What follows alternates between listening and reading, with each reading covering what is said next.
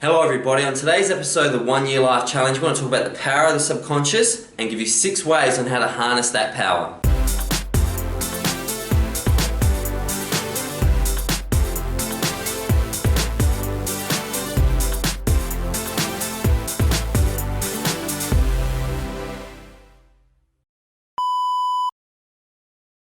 Hello everyone, as promised in the intro, today I want to talk about the power of the subconscious. I want to talk about how to harness it in 6 ways later on in the video, but as always I'm going to begin with a quote on the subject, and that quote is, "Such is the influence which the condition of our own thoughts exercises, even over the appearance of external objects.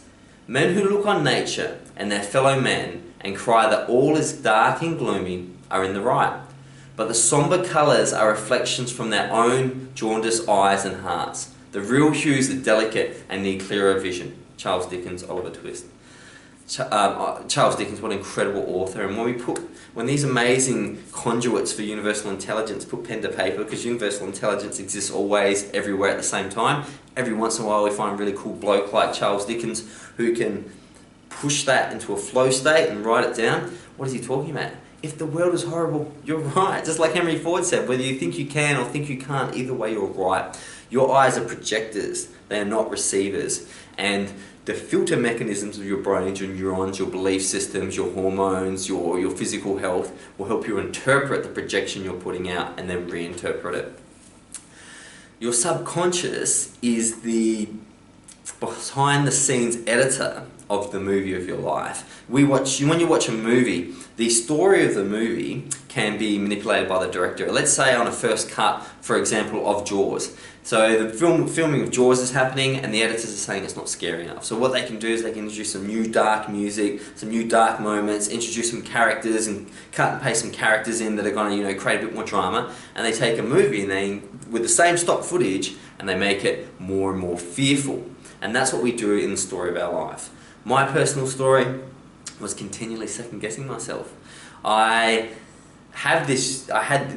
one of the things about your subconscious is when you connect with it purely, it will take you to the best spontaneous action to every situation.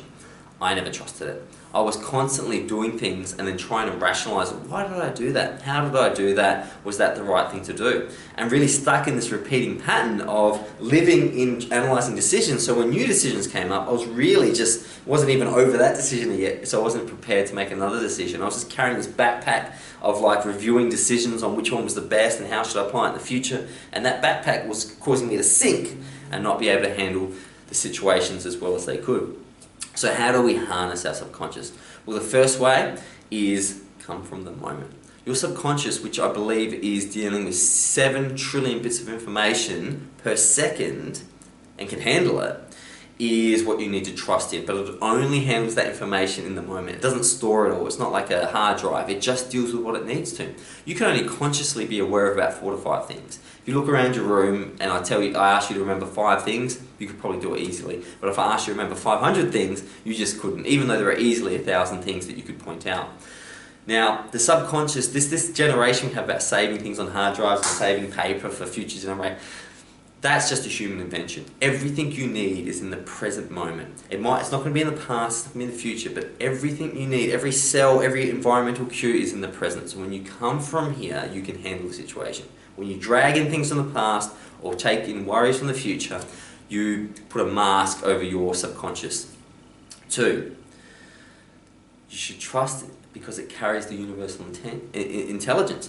Before we worked out that gravity existed, the sun still held the earth in orbit. We've got this weird understanding as humans that science has come up with things. Science is the classification of nature.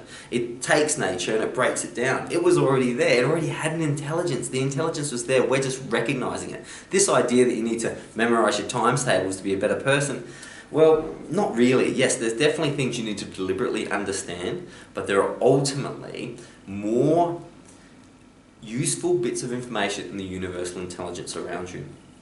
Number 3, your subconscious is in line with the way. Now, whatever path you're traveling on, whatever way of the things that manifest around you is the perfect way, the only way it could be right now.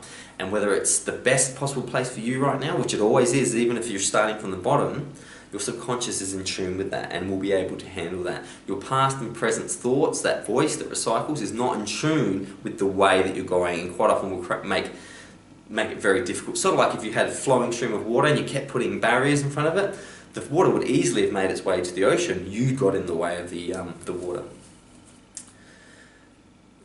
The other way to harness your subconscious is understand that it's in charge. We do things on our subconscious and then rationalize it later. So for example, we get angry at someone and then later on we tell ourselves it's okay to get angry because they're behaving a certain way. It doesn't matter that you thought that later because you did it anyway, and backwards rationalizing it doesn't help it. Whether you like to believe it or not, but your subconscious patternings coming from your karma and your DNA that continually manifest until you become conscious in the moment, observe it, and then take the power to change it if you wish to do so.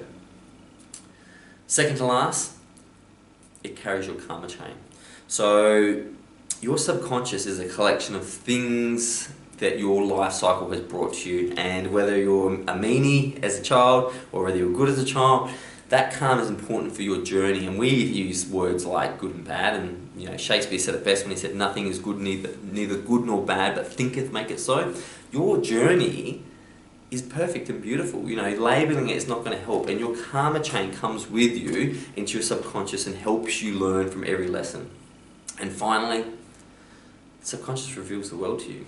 It is your default state. It is the true nature of reality. It's the present moment. It is the things that are happening around you. It's the sunlight hitting your skin. It's the breath going into your lungs. It is the real world. It's not this fantasy world. It doesn't deal in constant repetitive thoughts of things that went wrong or things that you want to buy in the future. It is your connection to right here, right now. The brain is an incredible receiver. Your eyes are an incredible projector for the world you create.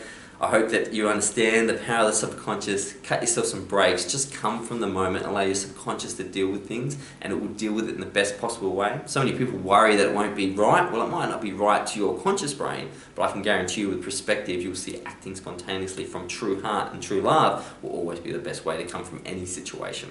I can't wait to see you tomorrow. Until then, goodbye.